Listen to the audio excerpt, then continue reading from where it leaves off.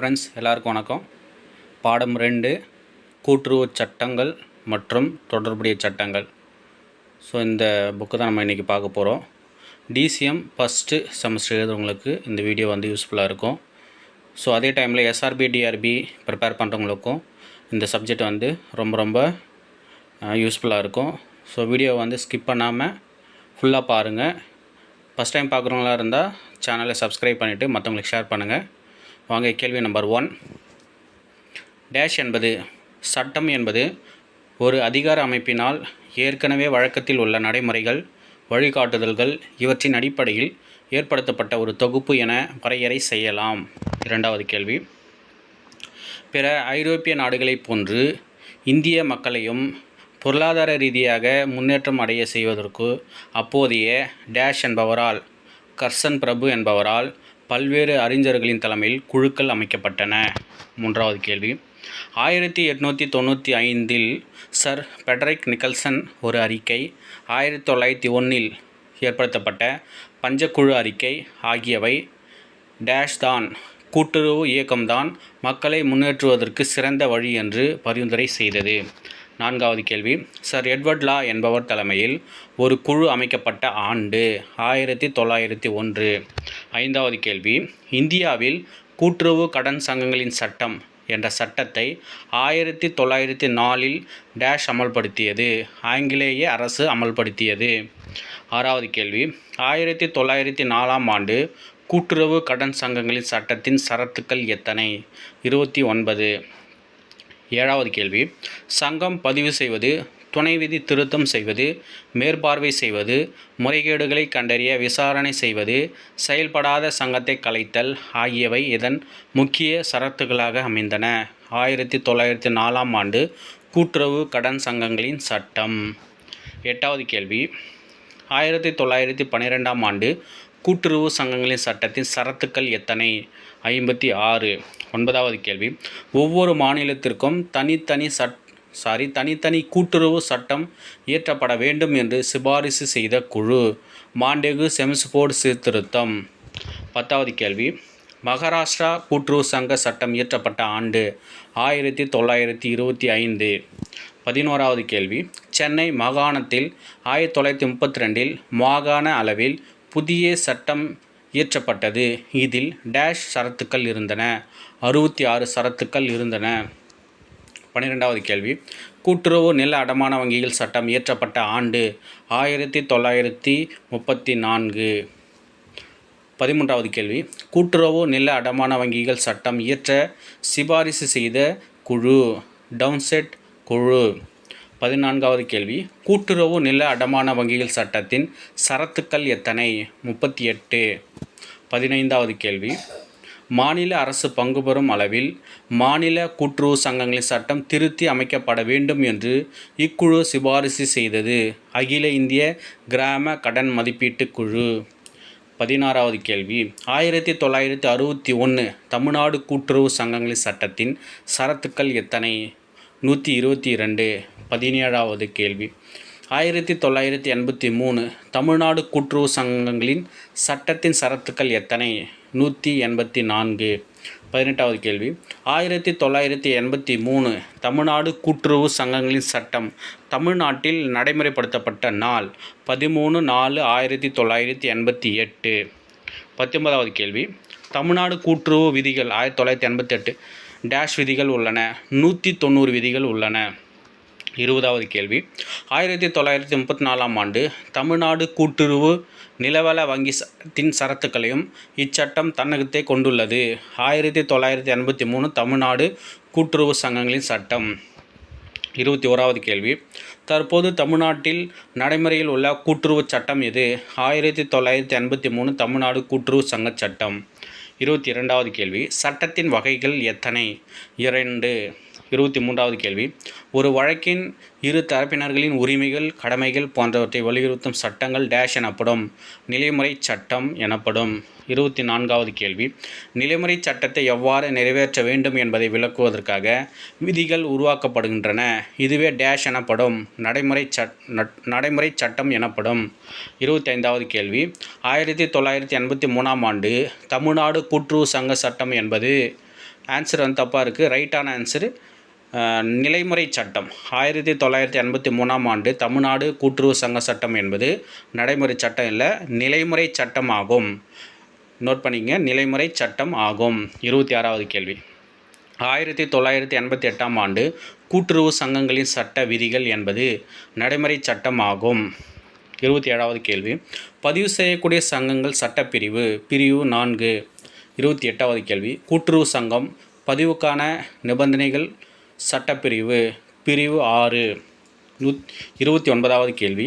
கூட்டுறவு சங்கம் பதிவுக்கான விண்ணப்பம் சட்டப்பிரிவு பிரிவு 8. 30வது கேள்வி. கூட்டுறவு சங்கத்தை பதிவு செய்தல் குறித்த சட்டப்பிரிவு பிரிவு 9. 31வது கேள்வி. கூட்டுறவு சங்கத்தை பதிவு செய்ததற்கான பதிவு சான்று பெறுதல் சட்டப்பிரிவு பிரிவு 10. 32வது கேள்வி. பதிவான சங்கம் தன் வேலையை துவங்குவதற்கான கால அளவு விதி 8. 33வது கேள்வி. முதன்மை அமைப்பாளர் கடமைகளும் பொறுப்புகளும் குறித்த விதி 4. 34வது கேள்வி. வரையறுக்கப்பட்ட பொறுப்பில் பதிவு செய்யப்படும் சங்கத்தின் பெயரில் இறுதியில் டேஷ் என்ற வார்த்தை இருக்க வேண்டும். வரையறுக்கப்பட்டது என்ற வார்த்தை இருக்க வேண்டும். 35வது கேள்வி. பதிவு செய்யப்படுகின்ற கூட்டுறவு சங்கத்தில் உறுப்பினர்கள் அனைவரும் தனிநபர்களாக இருந்தால் குறைந்தது பிரிவு 21 படி தகுதியுடைய டேஷ் தனிநபர்களாவது வேண்டும். 25 தனிநபர்களாவது வேண்டும். 36வது கேள்வி. துணை விதியில் பொருளடக்கம் சட்ட விதி என்ன? விதி 6. 37வது கேள்வி. பதிவான சங்கம் தன் வேலையை துவக்குதல் விதி 8 கால அளவு 3 மாதத்திற்குள். 38வது கேள்வி. பதிவான சங்கம் வேலை துவங்கிட காலதாமதம் ஏற்பட்டால் பதிவாளர் தாமாகவோ அல்லது சங்கத்தின் தலைவர் கேட்டுக்கொண்டதின் பேரிலோ கால நீட்டிப்பு டேஷ் அதிகப்படாமல் ஓராண்டுக்கு அதிகப்படாமல் கால நீட்டிப்பு வழங்கலாம். 39வது கேள்வி. துணை விதி திருத்தம் சட்டப்பிரிவு மற்றும் விதி பிரிவு 11 விதி 9. 40வது கேள்வி. துணை விதி திருத்த படிவ எண் விண்ணப்ப படிவம் 9. 41வது கேள்வி. துணை விதியை பதிவு செய்தாலும் அல்லது பதிவு மறுத்தாலும் விண்ணப்பத்தை பெற்ற டேஷ் நாட்களுக்குள் 120 நாட்களுக்குள் பதிவாளர் நடவடிக்கையை மேற்கொள்ள வேண்டும். 42வது கேள்வி.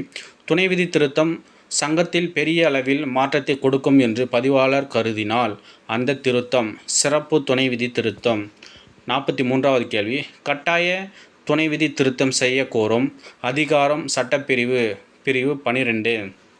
44வது கேள்வி. கூட்டுறவு சங்கத்தை பிரித்தல் சட்டப்பிரிவு மற்றும் விதி பிரிவு 13 விதி 18.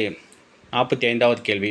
கூட்டுறவு சங்கங்களை இணைத்தல் சட்டப்பிரிவு மற்றும் விதி எண் பிரிவு 13(2) விதி 18(2). 46வது கேள்வி. 2 அல்லது அதற்கு மேற்பட்ட சங்கங்களை பொது நன்மையை கருதி பதிவாளர் இணைத்து ஆணையிடுதல் சட்டப்பிரிவு மற்றும் விதி பிரிவு 14 விதி 17. 47வது கேள்வி. மாநில அளவில் ஒரு கூட்டுறவு ஒன்றியமும் ஒரு மாவட்டம் அல்லது அதன் பகுதிக்கு ஒரு மாவட்ட கூட்டுறவு ஒன்றியங்களும் இருக்க வேண்டும் என கூறும் சட்டப்பிரிவு 19. 48வது கேள்வி. கூட்டுறவு சங்க உறுப்பினர்களின் தகுதிகள் குறித்த சட்டப்பிரிவு 21. 49வது கேள்வி. ஒரு சங்கத்தில் சேர தகுதியுடைய எந்த ஒரு நபரும் டேஷில் உள்ள விண்ணப்ப படிவ எண் 16 உள்ள விவரங்களை பூர்த்தி செய்து கையெழுத்திட்டு விதி 27 படி சங்கத்திற்கு கொடுக்க வேண்டும். 50வது கேள்வி. மாணவர் கூட்டுறவு பண்டகசாலையில் டேஷ் வயதுக்கு மேற்பட்ட 12 வயதுக்கு மேற்பட்ட மாணவர்கள் நேரடியாக உறுப்பினராக சேர்த்து கொள்ளப்படுகிறார்கள். 51வது கேள்வி. கூட்டுறவு சங்கங்களில் சில வகை சேவைகளை மட்டும் பெறுவதற்காக இணை உறுப்பினர்கள் அல்லது துணை உறுப்பினர்கள் சேர்த்து கொள்வதற்கான சட்டப்பிரிவு பிரிவு 22. 52வது கேள்வி. கூட்டுறவு சங்கத்தில் உறுப்பினர்கள் தகுதியின்மைகள் குறித்த சட்டப்பிரிவு மற்றும் விதி பிரிவு 23 விதி 33 மற்றும் 34. 53வது கேள்வி. ஒவ்வொரு உறுப்பினரும் தான் உறுப்பினராக உள்ள கூட்டுறவு சங்கத்தில் சேவைகளை பெறுவதற்கான உரிமை உள்ளவர் என கூறும் சட்டப்பிரிவு மற்றும் விதி பிரிவு 24 விதி 36. 54வது கேள்வி. ஒரு கூட்டுறவு சங்கத்தில் உறுப்பினரை நீக்குதல் குறித்த சட்டப்பிரிவு பிரிவு 25 விதி 37 மற்றும் 39. 55வது கேள்வி. கூட்டுறவு சங்க உறுப்பினர் ஒவ்வொருவருக்கும் கூட்டுறவு கொள்கைக்கு இணங்க தேர்தல்களிலும் பேரவை மற்றும் நிர்வாக குழுவில் இயற்றப்படும் தீர்மானங்களிலும் வாக்களிக்கும் உரிமை உள்ளது என கூறும் சட்டப்பிரிவு. சட்டப்பிரிவு 26 விதி 38. 56வது கேள்வி. ஒரு உறுப்பினர் தன் சம்பந்தமான கணக்குகளை சங்கத்தில் ஆய்வு செய்யலாம் என கூறும் சட்டப்பிரிவு மற்றும் விதி. பிரிவு 27 விதி 40. 57வது கேள்வி. பேரவை கூட்டங்கள் தொடர்பான சட்டப்பிரிவு. சட்டப்பிரிவு 32. 58வது கேள்வி. ஒரு சங்கத்தின் பொதுப்பேரவை கூட்டம் நிதி ஆண்டு முடிந்து முதல் டேஷ் மாத காலத்திற்குள் 6 மாத காலத்திற்குள் நடைபெற வேண்டும். 59வது கேள்வி. பேரவை கூட்டத்திற்கான நடைமுறைகள் குறித்த சட்ட விதி. விதி 46. 60வது கேள்வி. தொடக்கச் சங்க நிர்வாக குழுவின் எண்ணிக்கை 7 முதல் 11 வரை. 61வது கேள்வி. மத்திய சங்கத்தின் நிர்வாக குழுவின் எண்ணிக்கை 11 முதல் 27 வரை. 62வது கேள்வி. தலைமைச் சங்கத்தின் நிர்வாக குழுவின் எண்ணிக்கை 11 முதல் 29 வரை. 63வது கேள்வி. பொதுவாக டேஷ் மாதங்களுக்கு 3 மாதங்களுக்கு ஒரு முறை நிர்வாக குழு கூட்டம் கண்டிப்பாக நடைபெற வேண்டும். 64வது கேள்வி. நிர்வாக குழு கூட்டம் நடைபெறுவது குறித்து டேஷ் நாட்களுக்கு 3 நாட்களுக்கு முன் அறிவிப்பு கொடுத்து நிர்வாக குழுவை கூட்ட வேண்டும். 65வது கேள்வி. கூட்டுறவு சங்கங்களுக்கான தேர்தல் ஆணையம் குறித்த சட்டப்பிரிவு. பிரிவு 33A. 66வது கேள்வி. நிர்வாக குழு தேர்தல் நடத்துதல் குறித்த சட்ட விதி. விதி 52. 67வது கேள்வி. நிர்வாக உறுப்பினர்களின் தகுதியின்மைகள் குறித்த சட்டப்பிரிவு. பிரிவு 34. 68வது கேள்வி. நிர்வாக உறுப்பினர் ஒருவரை நீக்குதல் குறித்த சட்டப்பிரிவு. பிரிவு 36. 69வது கேள்வி. கூட்டுறவு சங்கங்களின் முகவரி குறித்த சட்டப்பிரிவு. பிரிவு 37. 70வது கேள்வி. உறுப்பினர்களுக்கு கொடுக்கப்பட்டுள்ள கடன்களை வசூல் செய்ய அவர்களின் அசையும் சொத்துக்கள் மீதுள்ள முதல் உரிமை குறித்த சட்டப்பிரிவு. பிரிவு 40. 71வது கேள்வி. அசையா சொத்துக்கள் மீதுள்ள முன்னுரிமை குறித்த சட்டப்பிரிவு. சட்டப்பிரிவு 41. 72வது கேள்வி. ஒரு உறுப்பினர் பெயரில் இருக்கும் பங்குத் தொகைகள், சிக்கன சேமிப்பு, பணியாளர்களின் வருங்கால வைப்பு, பணிக்கொடை நிதி ஆகியவைகள் உறுப்பினர்களின் கடன் தொகை வசூல் செய்வதற்கு ஜப்தி செய்ய ஆணையிட உரிமை இல்லை குறித்த சட்டப்பிரிவு. சட்டப்பிரிவு 44. 73வது கேள்வி.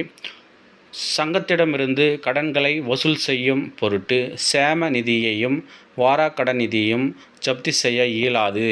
சட்டப்பிரிவு 45. 74வது கேள்வி. சம்பளம், கூலி, பணிக்கொடையில் இருந்து பிடித்தம் செய்வது குறித்த சட்டப்பிரிவு. சட்டப்பிரிவு 48. 75வது கேள்வி. சங்கத்தின் பங்கு மற்றும் கடனீட்டு பத்திரங்களை கட்டாய பதிவு செய்வதிலிருந்து விலக்கு அளிக்கப்பட்டுள்ளது குறித்த சட்டப்பிரிவு. சட்டப்பிரிவு 49. 76வது கேள்வி. கூட்டுறவு சங்கங்கள் ஏற்படுத்தும் ஒப்பந்தங்கள், கடன் பத்திரங்கள் ஆகியவற்றுக்கு முத்திரைத்தாள் மற்றும் பதிவு கட்டணம் விதிவிலக்கு குறித்த சட்டப்பிரிவு. சட்டப்பிரிவு 51. 77வது கேள்வி. ஒவ்வொரு கூட்டுறவு சங்கமும் பராமரிக்க வேண்டிய புத்தகங்களின் விவரம் விதி எண் டேஷில் விளக்கப்பட்டுள்ளது. விதி எண் 20இல் விளக்கப்பட்டுள்ளது. 78வது கேள்வி. இந்திய முத்திரைத்தாள் சட்டம் 1899. 79வது கேள்வி. இந்திய பதிவுச் சட்டம் 1908. 80வது கேள்வி. நடைமுறை மூலதனம் ரூபாய் டேஷுக்கு அதிகமாக உள்ள சங்கங்கள் பொதுப்பேரேடு பராமரிக்க வேண்டும். 2 லட்சத்துக்கு அதிகமாக உள்ள சங்கங்கள் பொதுப்பேரேடு பராமரிக்க வேண்டும். 81வது கேள்வி. கூட்டுறவு சங்கங்களில் அரசு நேரடியாக பங்கு முதலீடு செய்யலாம் குறித்த சட்டப்பிரிவு. பிரிவு 52. 82வது கேள்வி. கூட்டுறவு சங்கங்களில் கடன் வழங்குவதற்கான கட்டுப்பாடு குறித்த பிரிவு. பிரிவு 66. 83வது கேள்வி. கூட்டுறவு சங்கங்கள் நிதிகளை முதலீடு செய்தல் குறித்த சட்டப்பிரிவு. பிரிவு 68. விதி 78, 79. 84வது கேள்வி. வியாபாரத்தை வளர்ச்சி அடைவதற்கான விளம்பரங்களுக்காக விளம்பர செலவு பிரிவு. பிரிவு 70. விதி 86. 85வது கேள்வி. சங்கம் அமைந்துள்ள பகுதியில் நடைபெறும் விழாக்கள் அல்லது பொருட்காட்சிகள் நடைபெறும் போது அல்லது முக்கிய பிரமுகர் வருகை தரும்போது வளைவுகள் வைத்தல், மின்விளக்கு அமைத்தல் போன்றவற்றிற்கு தொடக்கநிலை சங்கமாக இருந்தால் ரூபாய் டேஷ் செலவு செய்யலாம். ரூபாய் 1000 செலவு செய்யலாம். 86வது கேள்வி, கூட்டுறவுச் சங்கத்தில் வாங்கணும் வாங்குதல் மற்றும் பயன்படுத்துதல் குறித்த சட்ட விதி. விதி 88. இந்த ஆன்சர் கரெக்டு தான். விதி 88. 87வது கேள்வி, நிகர லாப பிரிவினை சட்டப்பிரிவு. பிரிவு 72. 88வது கேள்வி, கூட்டுறவு ஆராய்ச்சி மற்றும் வளர்ச்சி நிதி விதி. விதி 90. 89வது கேள்வி, தணிக்கை அறிக்கை கிடைத்த ஒரு மாதத்திற்குள் லாபம் இருந்தால் கூட்டுறவு ஆராய்ச்சி மற்றும் வளர்ச்சி நிதி டேஷ் சதவீதம் 3% ஒவ்வொரு கூட்டுறவு சங்கமும் பேரவை கூட்டியோ கூட்டாமலோ மாவட்ட கூட்டுறவு ஒன்றியத்திற்கு அளித்தல் வேண்டும். 90வது கேள்வி, மாவட்ட கூட்டுறவு ஒன்றியங்கள் கூட்டுறவு ஆராய்ச்சி மற்றும் வளர்ச்சி நிதியை வசூல் செய்து வசூல் தொகையில் டேஷ் சதவீதம் 10% தன்னுடைய நிர்வாக செலவிற்கு எடுத்துக்கொண்டு டேஷ் சதவீதம் 90% தமிழ்நாடு ஒன்றியத்திற்கு அனுப்பி வருகின்றன. 91வது கேள்வி, ஒவ்வொரு சங்கமும் தனது நிகர லாபத்தில் டேஷ் சதவீதம் 2% தணிக்கை அறிக்கை கிடைத்த டேஷ் மாதத்திற்குள் ஒரு மாதத்திற்குள் மாவட்ட கூட்டுறவு ஒன்றியத்திற்கு கூட்டுறவு கல்வி நிதிக்கு வழங்குதல் வேண்டும். 92வது கேள்வி, கூட்டுறவு கல்வி நிதி குறித்த சட்ட விதி. விதி 91. 93வது கேள்வி, ஒவ்வொரு கூட்டுறவு சங்கமும் தனது நிகர லாபத்தில் டேஷுக்கு குறையாமல் 20% குறையாமல் பேரவையை கூட்டி சேம நிதிக்கு ஒதுக்குதல் வேண்டும். 94வது கேள்வி, நிகர லாபத்தில் டேஷ் சதவீதம் 15% தொடக்க வேளாண்மை கூட்டுறவு வங்கிகள், மத்திய வங்கிகள், மாநில கூட்டுறவு வங்கி, பிரதம நிலவள வங்கிகள் ஆகியவை வேளாண்மை கடன் நிலை நிறுத்தும் நிதிக்கு ஒதுக்குதல் வேண்டும். 95வது கேள்வி, மாநில வேளாண்மை மற்றும் ஊரக வளர்ச்சி வங்கி தனது லாபத்தில் டேஷை பொய்த்த கிணறு நிதிக்கு அளிக்க வேண்டும். 10% பொய்த்த கிணறு நிதிக்கு அளிக்க வேண்டும். 96வது கேள்வி, கூட்டுறவு சங்கத்தின் நிகர லாபத்தில் டேஷுக்கு அதிகப்படாத 10%க்கு அதிகப்படாத தொகையை ஒவ்வொரு கூட்டுறவு சங்கமும் தன் நிர்வாக குழு உறுப்பினர்களுக்கு மதிப்பூதியமாக வழங்கலாம். 97வது கேள்வி, ஒவ்வொரு சங்கமும் தன் நிகர லாபத்தில் டேஷ் சதவீதம் 14% வரை உறுப்பினர்கள் செலுத்திய பங்குத்தொகையில் பங்கு ஈவு வழங்கலாம். 98வது கேள்வி, நிகர லாபத்தில் டேஷுக்கு அதிகப்படாத தொகையை 10%க்கு அதிகப்படாத தொகையை பொதுநல நிதியாக ஒதுக்கீடு செய்ய வேண்டும். 99வது கேள்வி, ஒதுக்கீடுகளுக்கு நிகர லாபத்தை ஒதுக்கீடு செய்தது போக மீதி லாபத்தொகை இருக்குமானால் அதை டேஷ் சேர்க்க வேண்டும், சேம நிதியில் சேர்க்க வேண்டும். 100வது கேள்வி, சேம நிதி குறித்த விதி எண். விதி 99. 101வது கேள்வி, விவசாய கடன் நிலை நிறுத்தும் நிதி குறித்த சட்ட விதி. விதி 93. 102வது கேள்வி, மதிப்பூதியம் குறித்த சட்ட விதி. விதி 94. 103, கூட்டுறவு சங்கத்தில் பங்கு ஈவு தொகை குறித்த விதி. விதி 95. 104வது கேள்வி, உறுப்பினர் போனஸ் நிகர லாபத்தில் டேஷ் அதிகப்படாத 50%க்கு அதிகப்படாத தொகையை உறுப்பினர்களுக்கு வழங்கலாம். 105வது கேள்வி, 10 ஊழியர்களுக்கு குறைவாக உள்ள கூட்டுறவு சங்கங்களின் ஊக்க ஊதியம் கொடுக்கும் அளவிற்கு லாபம் இருக்குமானால் ஊழியர்களின் அடிப்படை சம்பளத்தில் 3 மாத அடிப்படை சம்பளம் அல்லது ரூபாய் டேஷ் 1200 இதில் எது குறைவோ அந்த தொகையை ஒவ்வொரு ஊழியருக்கும் போனஸாக வழங்கலாம். 106வது கேள்வி, 10க்கும் அதற்கு மேலும் ஊழியர்கள் உள்ள கூட்டுறவு சங்கத்தில் டேஷாம் ஆண்டு 1965ஆம் ஆண்டு இந்திய ஊக்க ஊதிய சட்டப்படி ஊக்க ஊதியம் வழங்கப்பட வேண்டும். 107வது கேள்வி, கூட்டுறவு சங்கத்தில் ஊழியர் போனஸ் குறித்த சட்ட விதி. விதி 97. 108வது கேள்வி, கூட்டுறவு சங்கத்தில் உறுப்பினர் போனஸ் குறித்த சட்ட விதி. விதி 96. 109வது கேள்வி, கூட்டுறவு சங்கத்தில் பொதுநல நிதி குறித்த விதி. விதி 98. 110வது கேள்வி, கூட்டுறவு ஆராய்ச்சி மற்றும் வளர்ச்சி நிதி குறித்த விதி. விதி 90. 111வது கேள்வி, சங்கத்தில் அலுவலர்கள் பணியாளர்கள் நியமித்தல் குறித்த சட்டப்பிரிவு. பிரிவு 73. 112வது கேள்வி, சங்க அலுவலரை அல்லது பணியாளரை பதிவாளர் தற்காலிக பணிநீக்கம் செய்தல் குறித்த சட்டப்பிரிவு. பிரிவு 76. 113வது கேள்வி, அலுவலர் அல்லது பணியாளரை பணிநீக்கம் செய்தல் குறித்த சட்டப்பிரிவு. பிரிவு 77. 114வது கேள்வி, நிர்வாக இயக்குனரின் அதிகாரங்கள் குறித்த சட்ட விதி. விதி 146. 115வது கேள்வி, ஒவ்வொரு கூட்டுறவுச் சங்கமும் ஆண்டு முடிந்த டேஷ் மாதங்களுக்குள் 6 மாதங்களுக்குள் தணிக்கை செய்யப்பட வேண்டும். 116வது கேள்வி, தணிக்கை குறித்த சட்டப்பிரிவு பிரிவு 80. 117வது கேள்வி, தணிக்கை நடைமுறைகள் குறித்த சட்ட விதி விதி 102. 118வது கேள்வி, ஒரு கூட்டுறவு சங்கத்தில் விசாரணை எந்த பிரிவின் கீழ் நடத்தப்படுகிறது? பிரிவு 81. 119வது கேள்வி, விசாரணை முடிக்கப்பட வேண்டிய காலம் 6 மாதத்துக்குள். 120வது கேள்வி, ஒரு கூட்டுறவு சங்கத்தில் ஆய்வு மற்றும் புலனாய்வு குறித்த சட்டப்பிரிவு பிரிவு 82. 121வது கேள்வி, நிதி உதவி வங்கி புத்தகத்தை ஆய்வு செய்தல் குறித்த சட்டப்பிரிவு 83. 122வது கேள்வி, தண்டை தீர்வை நடவடிக்கைகளுக்கான சட்டப்பிரிவு பிரிவு 87. 123வது கேள்வி, நிர்வாக குழுவை கலைத்தல் குறித்த சட்டப்பிரிவு பிரிவு 88. 124வது கேள்வி, கலைப்பு நடவடிக்கைக்கு அறிவிப்பு கொடுத்த தேதியிலிருந்து டேஷ் மாதங்களுக்குள் 2 மாதங்களுக்குள் கலைத்து ஆணை பிறப்பிக்கப்பட வேண்டும். 125வது கேள்வி, ஒரு சங்கத்தின் நிர்வாக குழுவை கலைத்து ஆணை பிறப்பித்தால் அச்சங்கத்தை நிர்வகிக்க பதிவாளர் செயலாட்சியர் ஒருவரை நியமனம் செய்யலாம் குறித்த சட்டப்பிரிவு பிரிவு 89. 126வது கேள்வி, செயலாட்சியர் பதவிக்காலம் டேஷ் 6 மாதம்.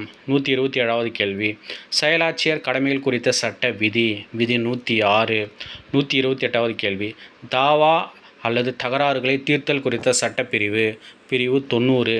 129வது கேள்வி, பொதுவாக ஒரு தகராறு நடந்து முடிந்த தேதியில் இருந்து டேஷ் ஆண்டு காலத்திற்குள் வழக்கு தொடரப்பட்டிருக்க வேண்டும். 6 ஆண்டு காலத்திற்குள் வழக்கு தொடரப்பட்டிருக்க வேண்டும். 130வது கேள்வி, தகராறு தொடர்புடைய ஆவணங்கள், முடிவு, கோப்பு, தீர்ப்பு ஆகியவை ஆணை பிறப்பிக்கப்பட்ட தேதியில் இருந்து டேஷ் ஆண்டுகால 15 ஆண்டுகால அளவுக்கு பாதுகாப்பாக பதிவாளரால் வைத்திருக்க வேண்டும். 131வது கேள்வி, தீர்ப்பாணை, முடிவுகள், தீர்ப்புகள், உத்தரவுகள் ஆகியவற்றை நிறைவேற்றுதல் குறித்த சட்டப்பிரிவு பிரிவு 143. 132வது கேள்வி, அசையும் சொத்துக்களை ஜப்தி செய்யும் முறை குறித்த சட்ட விதி விதி 121.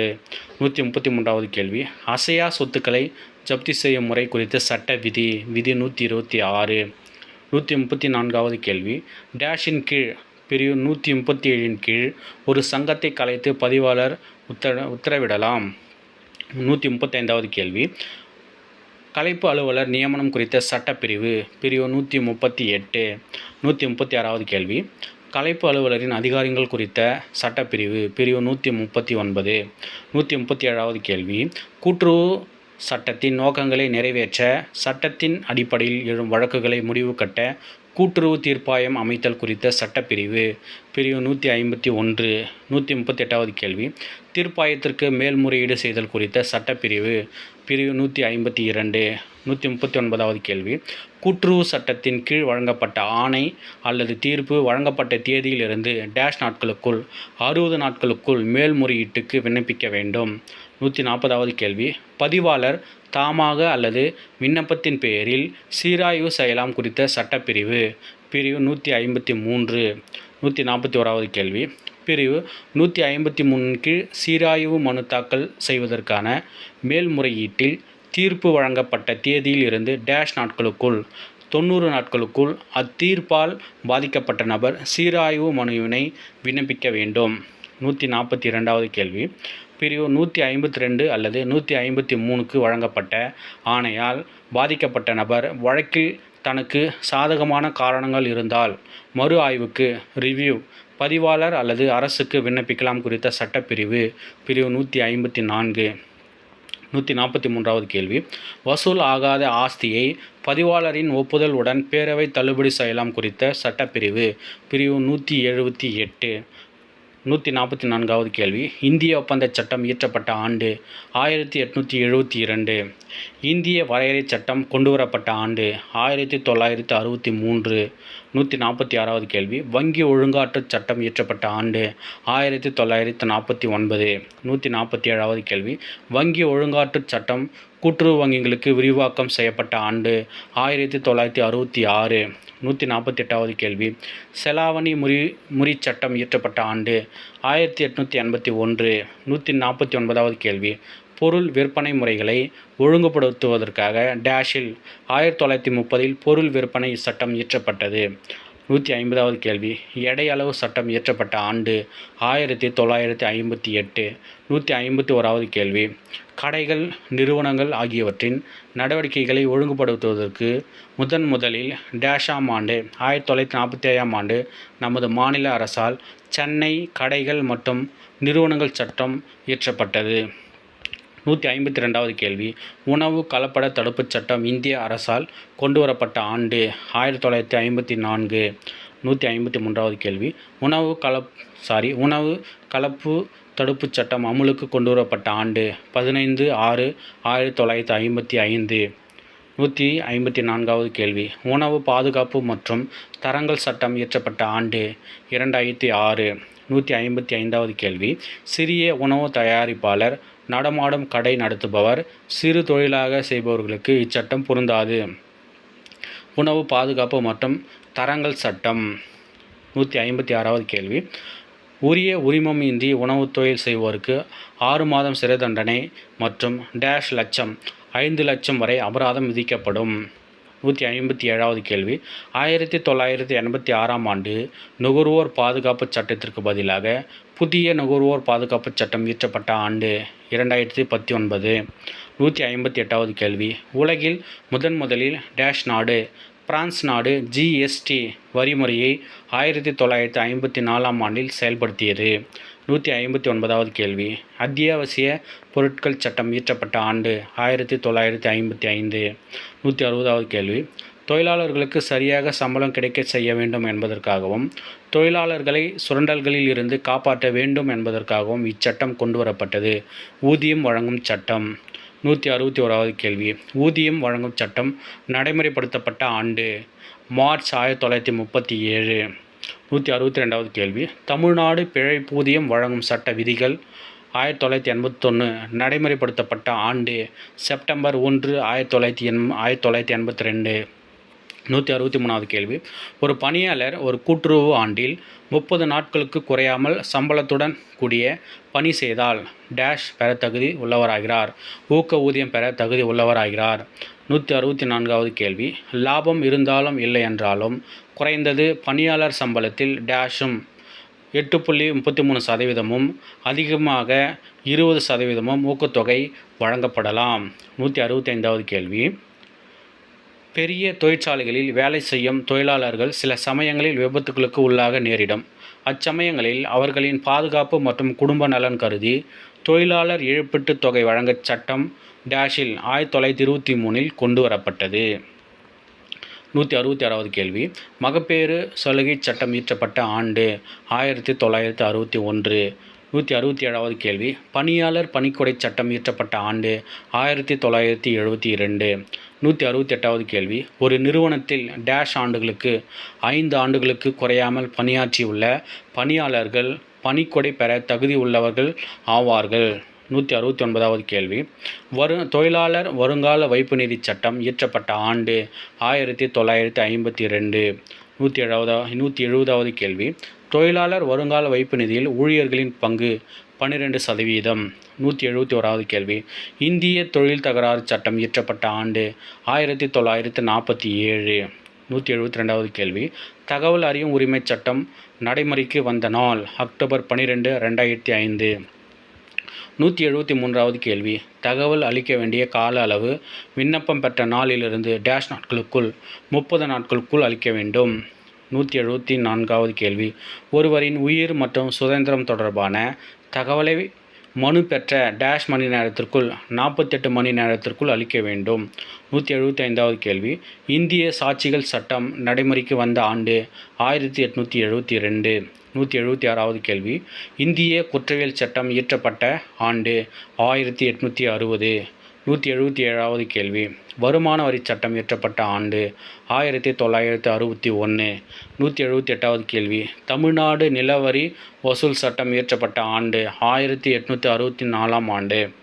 179வது கேள்வி. சர்ஃபாசி ஆக்ட் கொண்டு வரப்பட்ட ஆண்டு 2002. 180வது கேள்வி. கூட்டுறவு சங்கங்களுக்கு வருமான வரி வில்லை ஒட்டுதல், பதிவு கட்டணம் ஆகியவற்றிலிருந்து இச்சட்டத்தில் விலக்கு அளிக்கப்பட்டுள்ளது. 1904 ஆண்டு கூட்டுறவு கடன் சங்கங்களின் சட்டம். 181வது கேள்வி. தண்ட வசூல், நிர்வாக குழுவை கலைத்தல், நடவடிக்கை மேற்கொள்ளுதல் ஆகியவற்றிற்கும் வழிவகைகள் இச்சட்டத்தில் இடம்பெற்றன.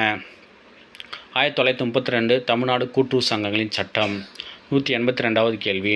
ஒருவர் ஒரே நேரத்தில் 5 சங்கங்களுக்கு மேல் நிர்வாக குழுவில் இடம்பெறுவதை இச்சட்டம் தடை செய்தது. 1961 தமிழ்நாடு கூட்டுறவு சங்கங்களின் சட்டம். 183வது கேள்வி. மேல்முறையீட்டுக்கான வழக்குகளை முடிவு கட்ட நீதிமன்றம் அமைக்க இச்சட்டம் வழிவகுத்தது. 1961 தமிழ்நாடு கூட்டுறவு சங்கங்கள் சட்டம். 184வது கேள்வி. வழக்கு தொடர்தல், நிறைவேற்றுதல், வழக்குகளை முடிவு கட்ட கட்டண விதித்தல், தீர்ப்பை நிறைவேற்றுதல் ஆகியவற்றுக்கான வழிமுறைகள் இச்சட்டத்தில் இடம்பெற்றன. 1932 தமிழ்நாடு கூட்டுறவு சங்கங்கள் சட்டம். 185வது கேள்வி. கடன் சங்கங்கள், விற்பனை சங்கங்கள், பண்டகசாலைகள் ஆகியவற்றில் அனைவரும் உறுப்பினராவதற்கு இச்சட்டம் வழிவகுத்தது. 1961 தமிழ்நாடு கூட்டுறவு சங்கங்கள் சட்டம். 186வது கேள்வி. குறித்த சில சூழ்நிலைகளில் பதிவு செய்யப்பட்ட சங்கத்தின் தலைவர் அல்லது துணைத் தலைவரை தற்காலிகமாக பதவி நீக்கம் செய்தல் குறித்த சட்டப்பிரிவு. பிரிவு 76A. 187வது கேள்வி. வருங்கால வைப்பு நிதி குறித்த சட்டப்பிரிவு. பிரிவு 78. 188வது கேள்வி. ஒரு கூட்டுறவு நிறுவனத்தில் பணிக்கொடை நிதி பற்றிய சட்டப்பிரிவு. பிரிவு 79. 189வது கேள்வி. ஆய்வு செய்யப்பட்ட சங்கத்திற்கு அல்லது சங்கத்தின் அலுவலருக்கு ஆய்வில் கண்டுபிடிக்கப்பட்ட குறைகளை டேஷ் மாதங்களுக்குள் 2 மாதங்களுக்குள் நிவர்த்தி செய்வதற்கு நடவடிக்கையை பதிவாளர் ஆணையிடலாம். 190வது கேள்வி. ஒரு கூட்டுறவு சங்கத்தை கலைப்பதற்கான சட்டப்பிரிவு. பிரிவு 137. 191வது கேள்வி. தொடக்க வேளாண்மை மற்றும் ஊரக வளர்ச்சி வங்கி கடனீட்டு பத்திரம் வெளியிடல் குறித்த சட்டப்பிரிவு. பிரிவு 116(2)(a)(1). 192வது கேள்வி. ஒரு கூட்டுறவு சங்கத்தில் நியமன பதிவேடு பராமரிக்க வேண்டிய காலம் நிரந்தரமாக. 193வது கேள்வி. விற்பனை சிட்டா, விற்பனை ரசீது புத்தகம் ஆகியவற்றை பராமரிக்க வேண்டிய காலம் 7 ஆண்டுகள். 194வது கேள்வி. தவணை தவறிய கடன் பதிவேடு பராமரிக்க வேண்டிய காலம் 3 ஆண்டுகள். 195வது கேள்வி. உறுப்பினர் விண்ணப்ப பதிவேடு பராமரிக்க வேண்டிய காலம் 10 ஆண்டுகள். 196வது கேள்வி. தாவா அல்லது இபி பதிவேடு பராமரிக்க வேண்டிய கால அளவு 10 ஆண்டுகள். 197வது கேள்வி.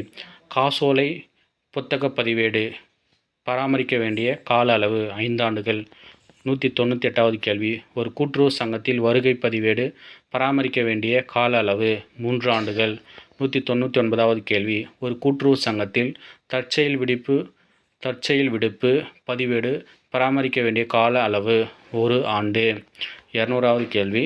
ஒரு கூட்டுறவு சங்கத்தில் கடன் பேரேடு பராமரிக்க வேண்டிய காலம் நிரந்தரமாக. நன்றி, வணக்கம்.